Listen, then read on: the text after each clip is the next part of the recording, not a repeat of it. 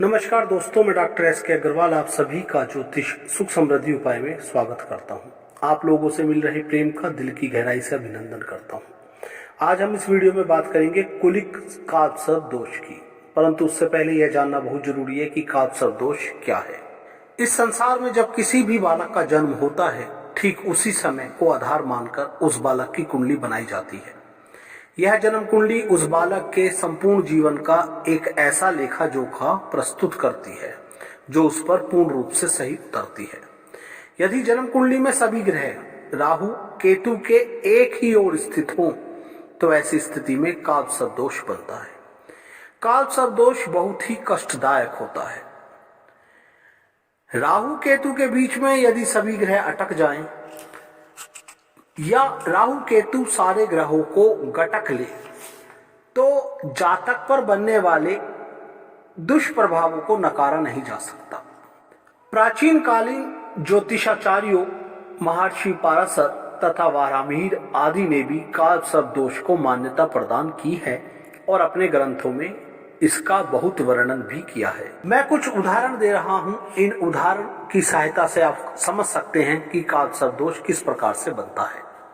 जन्म कुंडली में पूर्ण कालसर्प दोष हो तो कालसर्प दोष पीड़ित जातक को राहु की अंतर्दशा महादशा में बुरे अशुभ परिणाम झेलने पड़ते हैं। शनि की ढैया में भी कालसर्प दोष वाले जातक को बहुत दुख कष्ट उठाने पड़ते हैं।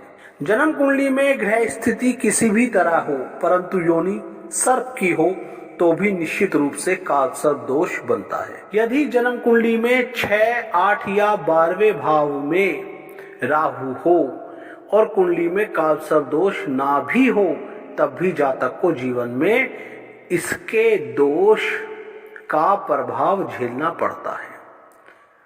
जन्म कुंडली में राहु केतु के मध्य 6 ग्रह हो और एक ग्रह बाहर हो और वह राहु के अंशों से अधिक अंशों में हो तो कालसर्प दोष भंग हो जाता है।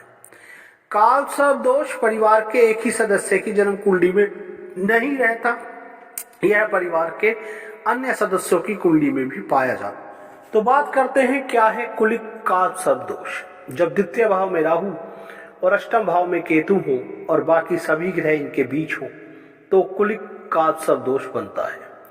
इस योग के निम्न परिणाम जातक को भोगने पड़ते हैं। पारिवारिक कलह के कारण घर में सदा अशांति रहती है। वैवाहिक जीवन तनावग्रस्त रहता है। अथक मेहनत करने पर भी आर्थिक स्थिति नहीं सुधरती। आय से ज्यादा व्यय होता है। पैसा पास में नहीं ठहरता। सदैव धन अभाव बना रहता है। दिमाग में सदा गुस्सा भरा रहता है। निरंतर परेशानियों के कारण जातक का स्वभाव चिड़चिड़ा हो जाता है। स्वास्थ्य संबंधी परेशानी बनी रहती है। भविष्य के प्रति चिंतित रहता है। गले से ऊपर कोई अंग दोषपूर्ण होता है। मुख रोग, मूत्र रोग, वीर्य रोग से परेशान रहता है। मित्र धोखा देते हैं। पुत्र तथा पिता या कुटुंब का सहयोग प्राप्त नहीं होता। अपमान झेलना पड़ता है। स्त्री कुरूप, अज्ञानी, मूर्ख, कामुक तथा अपने व्यवहार से दुख देने वाली होती है। पुत्र संतान प्राप्ति में भी दिक्कत होती है। जातक सदैव संतान के प्रति चिंतित रहता है। जातक परिवार से दुखी रहता है। भाषा में कटुता पाई जाती है। अल्पधनी रहता है। आजीवन घोर संघर्ष करने वाला रहता है। दूसरों की निंदा करने वाला रहता है। भ्रमणशील रहता है। पुत्र संतान से दुखी रहता है। जातक व्यसनों का शिकार कर बैठता है। यदि राहु 0 से 20 अंश का है तो फिर भी मिले जुले परिणाम प्राप्त हो जाएं, परंतु यदि 20 से 30 अंश में हो तो राहु बहुत ही गलत परिणाम देता है। यदि जातक की कुंडली में ग्रहण दोष, चंडाल दोष, जड़त्व दोष, अंगारक योग बन रहे हैं और साथ ही साथ कालसर्प दोष भी है तो जीवन काल में अनेक समस्याओं का सामना करना पड़ता है। परंतु कुछ ऐसे योग भी हैं जब कालसर्प दोष क्षीण हो जाता है, कभी कभी भंग भी हो जाता है।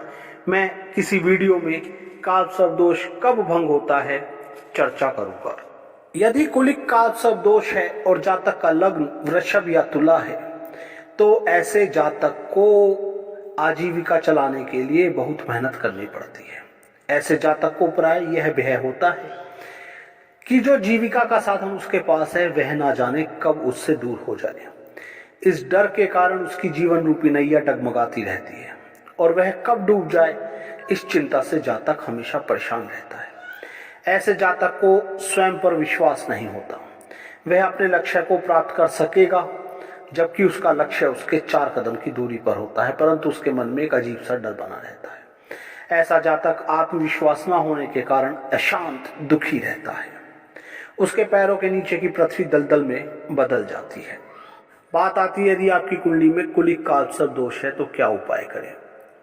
आप 1.25 मीटर काला कपड़ा लें, 1.25 किलो साबुत भिलिया लें, कद्दू, 1.25 किलो कोयला लें, 125 ग्राम साबुत उड़द, 125 ग्राम लाल मसूर, 125 ग्राम सूखा नील जो कपड़ों में लगता था, एक पानी वाला नारियल लेकर पोटली में इन सामानों को भरकर अपने ऊपर से घड़ी की सुई की दिशा क्लॉकवाइज 7 बार उतारा करें।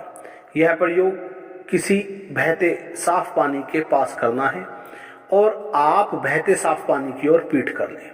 7 बार उतारा करके इस पोटली को सिर के ऊपर से बहते पानी में फेंक दें। वापस घर आएं, बिना कुछ खाए पिए, बिना कुछ बोले और मुंह हाथ पैर धोकर घर में प्रवेश करें। यह प्रयोग लगातार 7 बुधवार करें, निश्चित ही आपको फायदा होगा, आपके काम चल पड़ेंगे। उम्मीद करता हूं यह वीडियो आपको पसंद आई होगी। अगली वीडियो में मैं कालसर्प दोष के तीसरे प्रकार के बारे में बात करूंगा। मैं कालसर्प दोष के लिए एक वीडियो पहले भी बना चुका हूं और उसमें मैंने अनंत कालसर्प दोष के बारे में बताया है। अगली वीडियो में मैं वासुकी कालसर्प दोष क्या होता है के बारे में जिक्र करूंगा।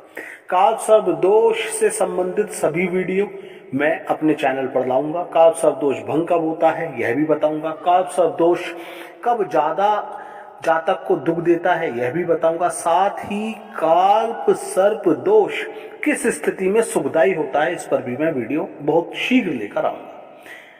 यदि आप मेरे चैनल पर नए हैं तो चैनल सब्सक्राइब करें, ऑल पर क्लिक करें ताकि सभी नई वीडियोस का नोटिफिकेशन आप तक आता रहे। साथ ही यदि आप घर बैठे अपनी कुंडली का पूर्ण विश्लेषण करवाना चाहते हैं तो मैंने अपना संपर्क सूत्र दिया है। आप एक छोटा सा शुल्क देकर अपनी कुंडली का संपूर्ण विश्लेषण घर बैठे करवा सकते हैं। कमेंट करना नहीं भूलिएगा। अब इजाजत चाहूंगा। धन्यवाद।